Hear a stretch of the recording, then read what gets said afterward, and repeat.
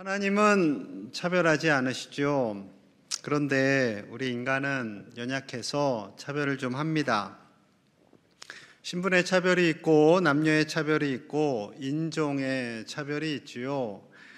특별히 요즘 남녀 간에 좀 차별이 많이 이슈화되어 있어서 20대, 10대 우리 젊은 친구들이 좀 예민해져 있는 것 같아서 좀 마음이 짠합니다. 세계 역사 속에서는 백인의 차별이 심했죠. 백인의 흑인들을 향한. 더 안타까운 것은 그 백인들의 많은 나라들 중에 기독교 국가들이 있었다라는 겁니다.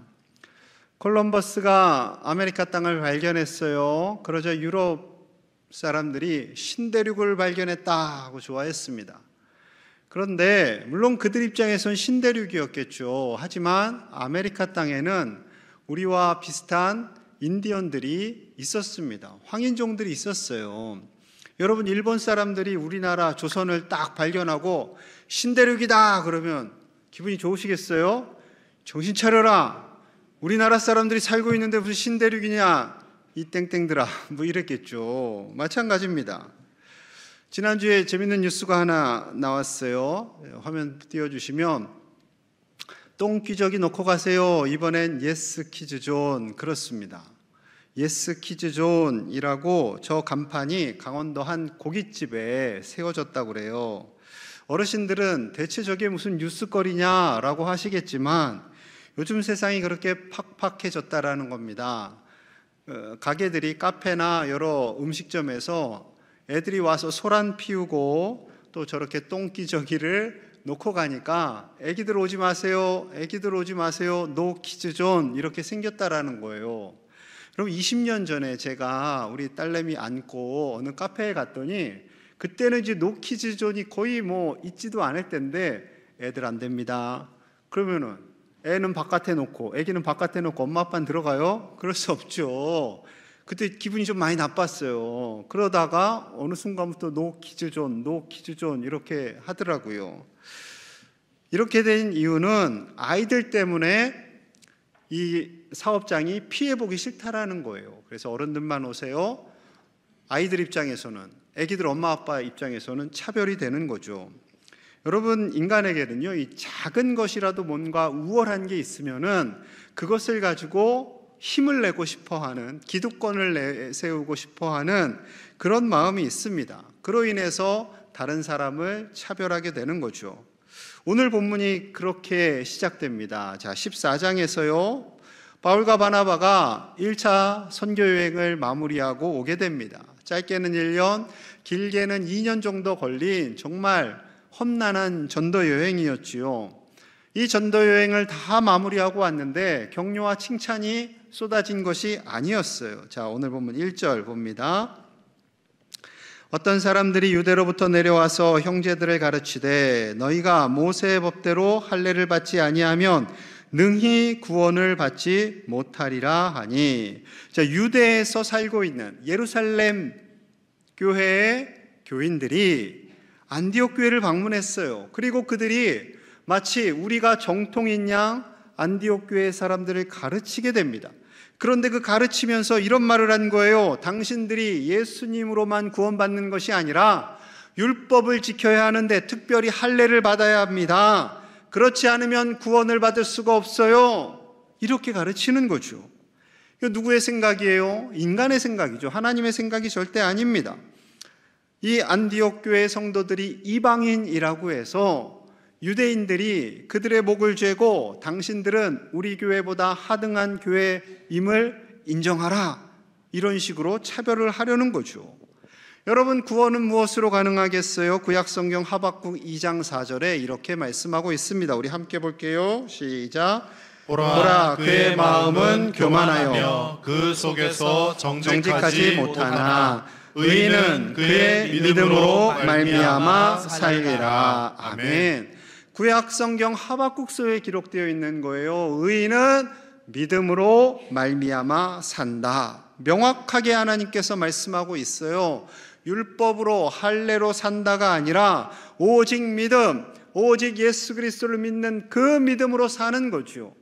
예수님께서 이 땅에 오심으로 말미암아 더 이상 육체의 할례는 필요 없게 되었어요. 마음의 할례, 그것을 우리 주님께서 강조하시지요. 그런데 왜 유대인들이 이런 생각을 가지게 되었을까요? 그것은 유대인으로서의 특권, 그 기득권, 그것을 자랑하고 싶은 거예요. 우리가 마트에서 줄만 서도 내가 먼저 줄 섰다, 누가 이렇게 탁 끼어들려고 하면 굉장히 기분 나쁜 표정을 짓잖아요. 그런 거죠. 여러분, 이에 대해서요, 바울도 어느 정도는 이해를 했습니다. 사도행전 13장 46절이에요. 바울과 바나바가 담대히 말하여 이르되 하나님의 말씀을 마땅히 먼저 너희에게, 유대인들에게 전할 것이로되 너희가 그것을 버리고 영생을 얻기에 합당하지 않은 자로 자처하기로 우리가 이방인에게로 향하노라.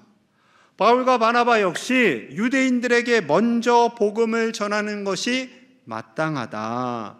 유대인들의 기득권을 인정했습니다. 왜냐하면 하나님께서 아브라함을 택하시고 아브라함을 통해서 유대민족을 이루셨잖아요. 12지파를 만들어 주셨잖아요. 모세를 통해서 율법을 주셨습니다. 그러니 유대인들에게 먼저 복음을 전하는 것이 맞다.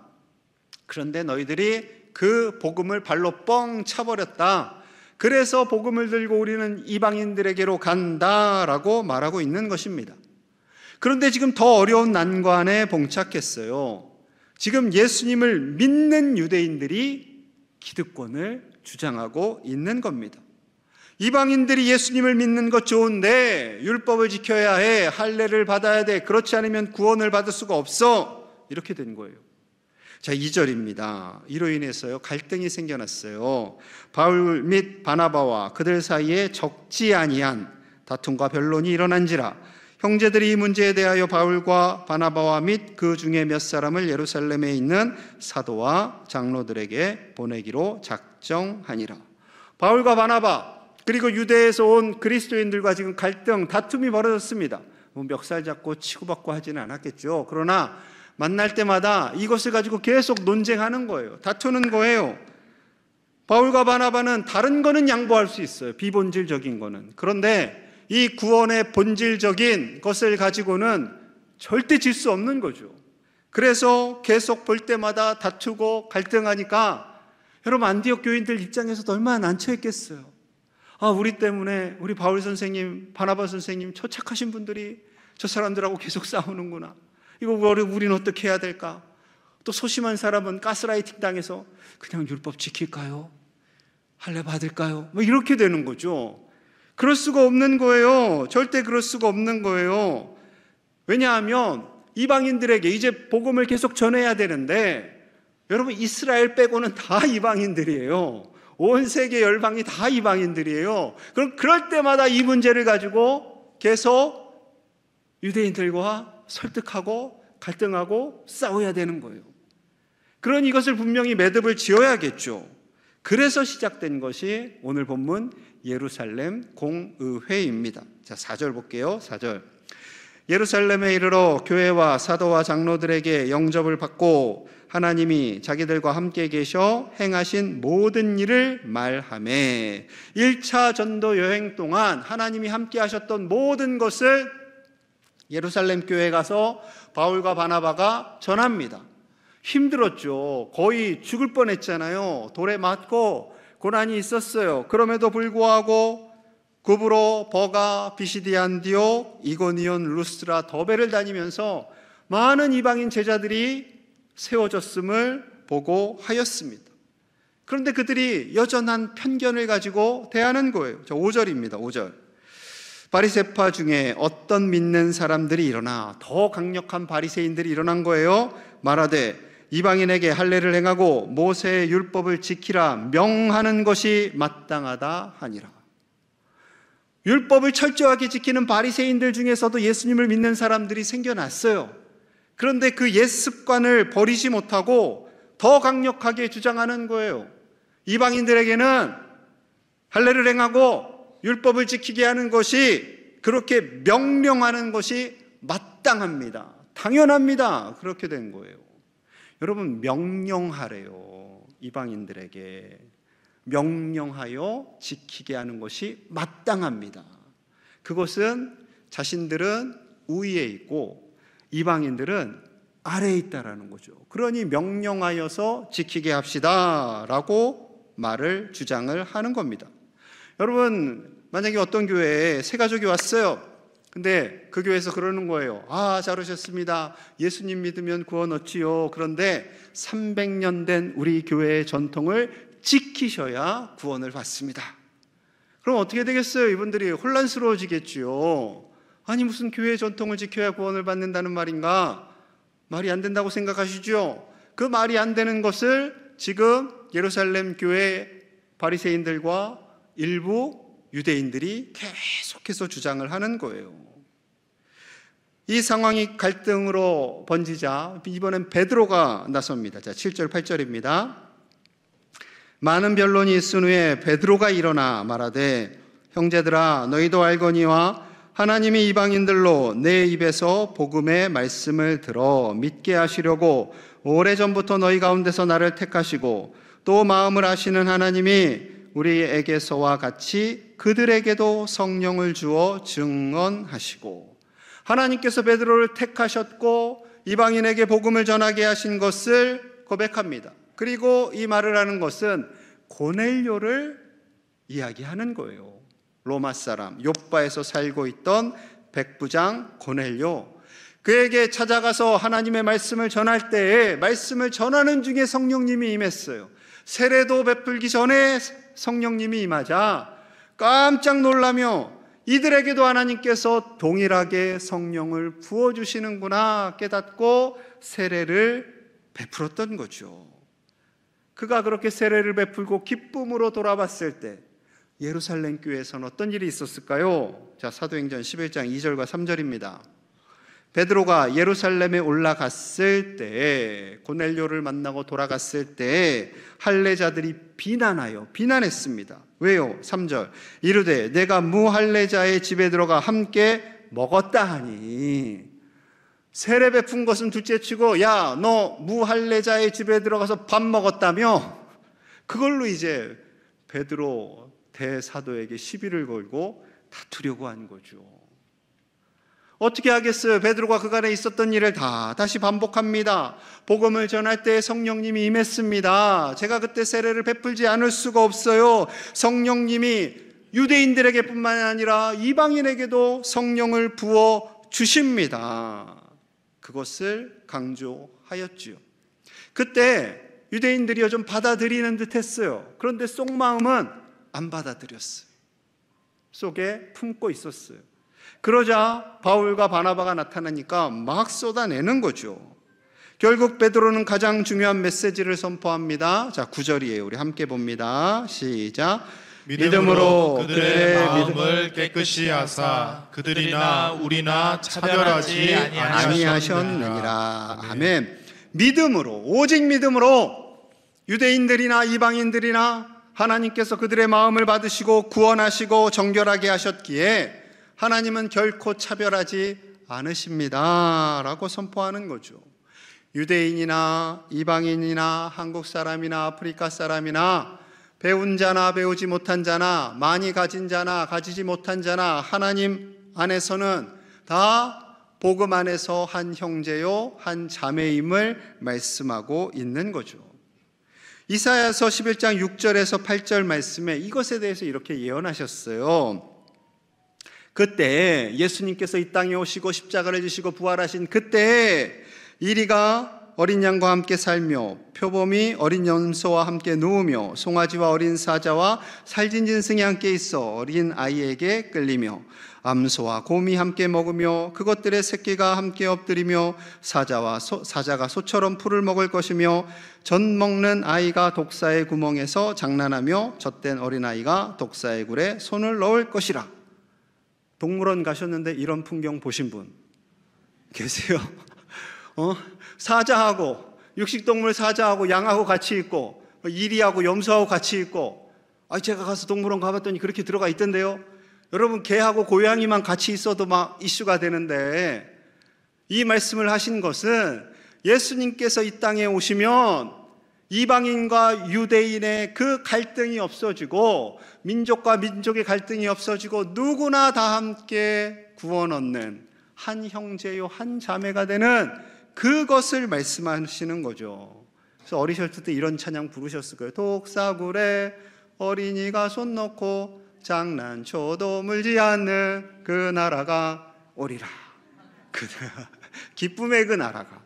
그때 이게 이 찬양인 거죠. 여러분, 예수님 안에서는 신분이나 인종이나 이런 게 중요하지 않습니다.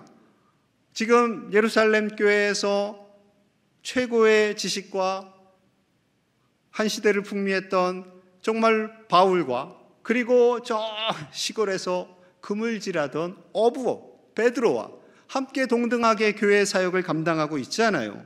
이 모습을 하나님께서 기뻐하시는 거죠. 그래서 베드로가 답답해서요 10절에 이렇게 고백을 합니다. 10절입니다. 그런데 지금 너희가 어찌하여 하나님을 시험하여 우리 조상과 우리도 능히 매지 못하던 멍에를 제자들의 목에 두려느냐. 지금 생각지도 못했던 멍에, 이전에도 없던 새로운 멍에를 또 만들어서 이방인 그리스도인들에게, 주님의 제자들에게 그 멍에로 목을 죄고 힘들게 하려고 합니까? 답답해서 하는 거죠. 하나님은 차별하지 않는데 왜 우리가 또 차별을 해야 합니까? 라는 겁니다. 미국은 청교도들이 세운 나라지요. 영국에서 정말 하나님을 온전히 경외하고 싶은 많은 사람들이 미국으로 이주를 하게 됩니다. 그런데 안타깝게도 이 미국에서도 노예제도를 인정했어요. 하나님의 인도하심을 따라서 링컨 대통령을 통해 1862년 노예 해방령이 선포됩니다. 그로부터 3년 뒤에 공식적으로 노예제도가 폐지가 되었어요. 그런데 미국 땅덩어리가 워낙 크니까 100년이 지나도, 그 시점부터 100년이 지나도 싫다, 우리 주는 여전히 노예제도를 합법화한다 해서 노예제도가 존재했고 흑인 차별이 존재했습니다. 1941년 뉴욕타임즈의 한 과학자의 얼굴을 전면 사진에 내었어요. 그는 바로 조지 워싱턴 카버 박사입니다. 저분이에요. 많은 사람들이 깜짝 놀랐어요. 어떻게 저 흑인의 얼굴이 뉴욕타임즈 첫 번째 화면에 나타날 수 있는가? 카버는요 1864년 노예 가정에서 태어납니다. 노예로 태어나서 공부할 수가 없죠. 근데 똑똑했어요. 하나님이 지혜를 주셨어요. 지나가다 간판 보고 어르신들이 보는 신문 보다가 글을 깨우칩니다. 그런데 학교를 다닐 수가 없어요. 그러다가 양 아버지의 도움을 받아서 흑인들이 다닐 수 있는 조그만 학교에 가게 됩니다. 그때부터 과학자의 꿈을 키워요. 식물학, 화학, 세균학, 미술, 음악 각 분야에 자신의 재능을 드러냅니다. 거의 천재적인 재능을 드러내요. 그래서 뉴욕타임즈에서는요 검은 레오나르도 다빈치다라고 불렀어요. 레오나르도 다빈치가 별걸 다 하잖아요. 뭐 수학, 미술, 뭐 못하는 게 없었습니다. 미국 남부 지역에 면화를 많이 재배해요. 목화를 재배합니다. 그런데 이 목화를 재배하면 땅의 질소가 없어지면서 황폐해져요. 자, 그것을 연구하면서 땅콩을 심으십시오. 그러면은 땅이 좋아집니다. 그래서 땅콩이 풍년이 됐어요. 풍년이 되니까 땅콩 값이 더 떨어져서 고민이 되었어요. 그래서 땅콩을 가지고 연구해서 만들어낸 여러분들이 잘 아는 개발품이 바로 피넛 버터, 땅콩 버터입니다. 한국 사람들은 잘 안 좋아하죠. 근데 미국 사람들은 그 식빵 구워가지고 그 뻑뻑한 거 발라갖고 막 먹어요. 목매지도 않는지. 우리는 잘 못 먹는데 그분들은 좋아서 먹습니다. 그렇게 해서 막 세계적으로 그것이 팔려요. 그렇다고 해서 이분이 돈을 많이 번 건 아니에요. 에디슨 연구소, 지금의 이제 제너럴 일렉트릭이라고 해서 GE 100년 넘은 가전제품 회사가 있습니다. 그 에디슨 연구소에서요, 이분을 돈을 무한정 주겠습니다. 연구비 무조건 다 됩니다. 오십시오 했는데 안 갑니다. 안 가시고 그냥 연구에만 몰두하는 삶을 살게 되지요. 만약에 이 카버 박사님이 신분의 차별, 인종의 차별, 학습 과정의 차별을 그것을 이겨내지 못했더라면 오늘날의 식물학과 세균학의 대가는 존재하지 않았겠지요. 만약에 예루살렘 교회의 그 특별한 독특한 차별을 강조하는 그 유대인들에 의해서 안디옥 교회가 계속 눌렸더라면 안디옥 교회를 통해서 복음이 전파된 유럽 그리고 이 세계는 참으로 쉽지 않았을 것입니다. 여러분, 안디옥 교회를 통해서 복음화가 된 것이지 유대인들이 많은 예루살렘 교회를 통해서 이 땅에 복음화가 된 것이 아니었던 것이지요. 우리가 구원을 얻게 된 이유는 단 하나입니다. 은혜예요. 자, 11절 같이 봅니다. 시작. 그러나 우리는 그들이 우리와 동일하게 주 예수의 은혜로 구원받는 줄을 믿노라 하니라. 오직 은혜예요. 오직 은혜. 하나님께서 아브라함을 택하신 것도 은혜예요. 아브라함이 특별하고 잘나고 돈이 많고 똑똑해서가 아니에요. 하나님께서 유대인들에게 말씀을 주신 것도 은혜예요. 은혜로 예수님께서 오신 거죠. 예수님께서 십자가를 지신 거지, 그것을 가지고 유대인들이 우리에게 기득권이 있어, 이방인들 너희는 할례 받고 율법을 따라야 돼 라고 말할 수 있는 권한이 절대 없다라는 거죠. 그래서 종교개혁가들은 오직 은혜, 오직 은혜, 오직 믿음을 강조하였습니다. 에베소서 2장 8절에서도 더 구체적으로 말씀하세요. 너희는 그 은혜에 의하여 믿음으로 말미암아 구원을 받았으니 이것은 너희에게서 난 것이 아니요 하나님의 선물이라. 하나님의 선물이라. 하나님이 그냥 주신 거예요. 거기에 무슨 인간인 우리가 자랑할 게 뭐가 있겠어요? 거기에 무슨 기득권을 내세울 게 있겠어요? 없습니다. 전혀 없어요. 전적인 하나님의 선물이죠. 전적인 선물입니다. 그 누구도 그것에 대해서 기득권을 주장할 수 없습니다. 그 후에 교회의 수장인 야고보가 이제 결론을 내리게 됩니다. 13절이에요. 말을 마침에 야고보가 대답하여 이르되 형제들아 내 말을 들으라. 이 야고보는 사도 야고보는 아닙니다. 헤롯에 의해서 죽임을 당하게 되었죠. 그럼 이 야고보는요, 예수님의 동생 야고보입니다. 예수님의 동생들은 예수님을 믿지 않았어요. 30년간 함께 살았던 형님이 갑자기 메시아처럼 행동을 하니 얼마나 당황했겠습니까? 동생들이 안 믿었어요. 형님, 그렇게 메시아적 사명을 감당하시려면 이 시골에 있지 마시고 예루살렘으로 가세요 하고 막 등을 떠밀었어요. 안 믿었어요. 그러던 동생이 예수님의 십자가와 부활을 보고 믿음이 생겨난 것이죠. 그리고 초대교회의 리더가 되었습니다. 야고보는 아모스서 9장 11절에서 12절의 말씀을 인용하여 이렇게 선포합니다. 자, 16절, 17절 말씀이에요. 우리 함께 봅니다. 시작. 이후에 내가 돌아와서 다윗의 무너진 장막을 다시 지으며 또 그 허물어진 것을 다시 지어 일으키리니 이는 그 남은 사람들과 내 이름으로 일컬음을 받는 모든 이방인들로 주를 찾게 하려 함이라 하셨으니. 아멘. 내가 돌아와서 예수님께서 이 땅에 오셔서 다윗의 무너진 장막을 회복시키시는 거예요. 다시 예배를 온전히 회복시키시는 거예요. 어떤 예배요? 유대인뿐만 아니라 모든 이방인들이 다 하나님을 예배하는 그 예배. 여러분, 유대인들 외에는 다 이방인이잖아요. 우리도 이방인이잖아요. 그런데 우리는 이곳에서 마음껏 예배할 수 있게 된 것, 그것이 바로 하나님의 은혜이지요. 그것이 바로 예수님을 이 땅에 보내주신 목적이고 주님의 몸된 교회를 세우신 우리 하나님 아버지의 목적인 것이지요. 이제 결론을 내립니다. 19절 20절입니다. 그러므로 내 의견에는 이방인 중에서 하나님께로 돌아오는 자들을 괴롭게 하지 말고, 이제 더 괴롭게 하지 맙시다. 다만 우상의 더러운 것과 음행과 목매어 죽인 것과 피를 멀리하라고 편지하는 것이 옳으니. 이것 때문에 더 이상 이방인들이 어떻게 하지? 율법을 지켜야 되나? 할례를 받아야 되나? 고민하지 않고 힘들게 하지 않고 오직 예수님으로 말미암아 구원을 얻음을 확실하게 하고 우상과 관련된 4가지, 몸과 마음을 정결하게 하는 이 4가지만 지키면 다 교인으로 받아줍시다 하는 결론을 내리게 되는 거죠. 이제 공식 문서를 씁니다. 이 공식 문서를 들고 바울과 바나바가 안디옥 교회로 가요. 그것을 이제 읽어주는 거죠. 자, 30절, 31절 함께 봅니다. 시작. 그들이 작별하고 안디옥에 내려가 무리를 모은 후에 편지를 전하니 읽고 그 위로한 말을 기뻐하더라. 기뻐하더라.